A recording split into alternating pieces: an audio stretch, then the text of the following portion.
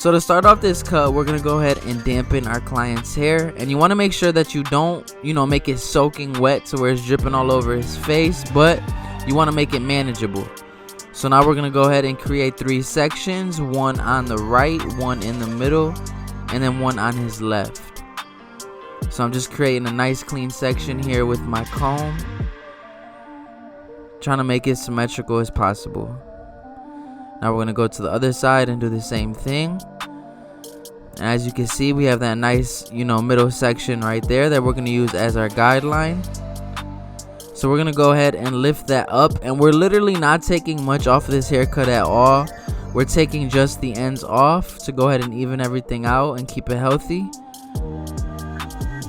So we're just gonna follow that straight back here, just pulling up and picking up right where we left off.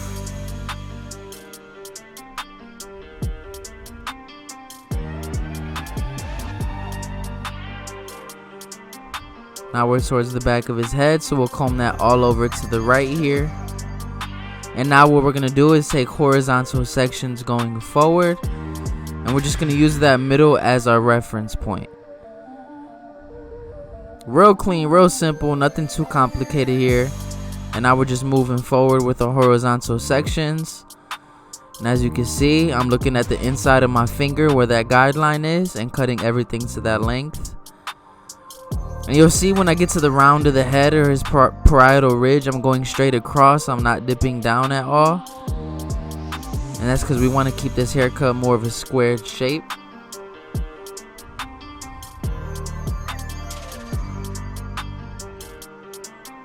Now we're almost towards the front. And we're just pulling straight up, going straight across.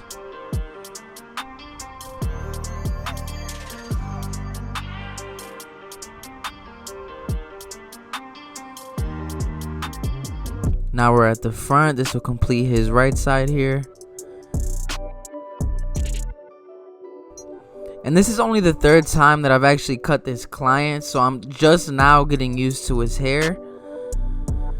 And now I'm going to take a portion of that right side and comb that over towards his left, and we're going to do the same exact process.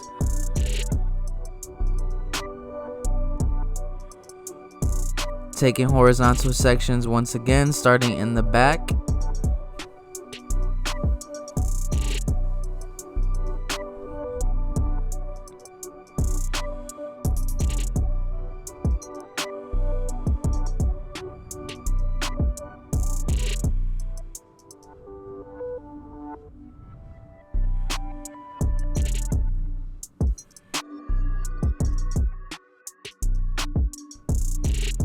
Staying real clean, try not to get, disorganized when doing this. And you can use this system on any hair texture, straight, curly, wavy. This is a good system. And you'll see I'm using the teeth of the comb on the tip of that comb to create that section. As you can see, that nice line. And we're just going to continue the same process moving forward here. And I would say a trim like this, depending on how much length we're taking off, can take me anywhere from 5 to 10 minutes. Since we weren't taking really much of anything off here, just the tips of his hair, I did this in like 5 minutes. Some people probably do it faster, but I'm not that guy. So I like to take my time with my haircuts, but also be as efficient as I can. But a lot of times, man, I'm not even gonna lie to you guys, I get so caught up in the haircut that I'm not aware of the time, at times, and then I end up running behind or taking too long on the cut. So if you feel me on that, let me know. But we're just trying to make sure that the front of his fringe sits down nice and even. So we're just making sure that we have this front part as even as possible. Again, not taking off too much.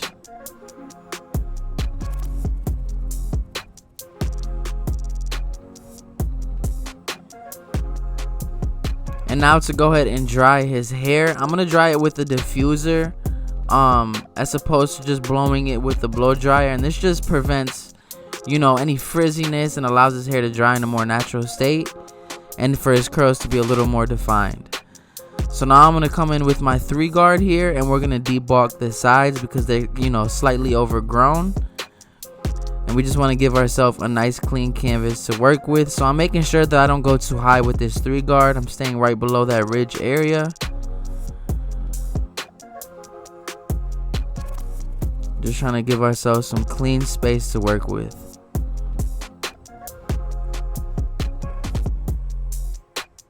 So now we're going to establish our bald line with our clipper, and I started in the back because I found, especially when I'm dropping the fade, it helps me to make sure, you know, that both sides meet in the back evenly and one side's not higher than the other.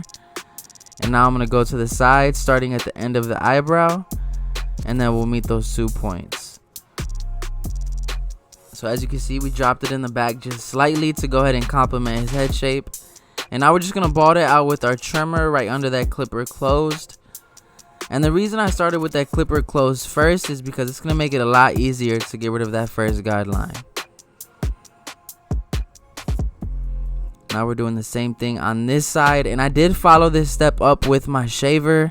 But unfortunately, I didn't get that part recorded. But just know that, you know, we took it a little closer to the skin. And now before we get into the blend, I want to go ahead and line up his arch first. Because I want to make sure that I keep this area dark enough to where this lineup pops. And I found that when I line this area up first before I do the fade, it helps me know where to leave off, you know, with my blend. And to get into the next step, I'm going to come in with my lever open. And we're just still maintaining that drop shape that we created with that bald line. And we're just going up about a finger's width above that with the lever open here. And now we're going to move on to the next guard, which is our 1 guard open. And we're going to do the same exact thing, about a finger's width, right above that lever open. So I'm going to go ahead and establish my guidelines going up, and then I'll blend, you know, coming down.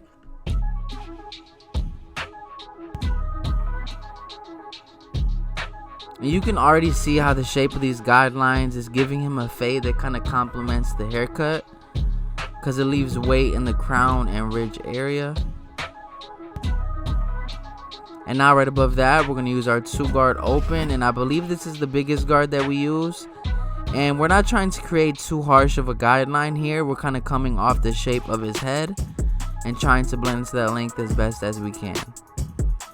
But we want to make sure that we don't go above, you know, a finger's width here. So you'll see I'm just coming off.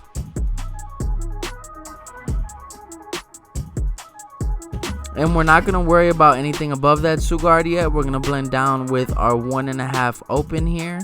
And then we'll close that little by little as needed.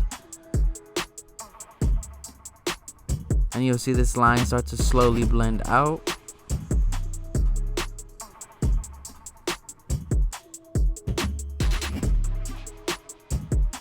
And now right below that 1.5, we're going to blend this line out with our 1/2 guard lever open. And then we'll close that little by little as needed. So I went ahead and closed that lever halfway. And then I believe I follow that up, closing it all the way. But you'll see this fade start to come together very nicely here. Using the corner of that blade towards the arch area because I want to keep it dark there. And this line is almost already blended out.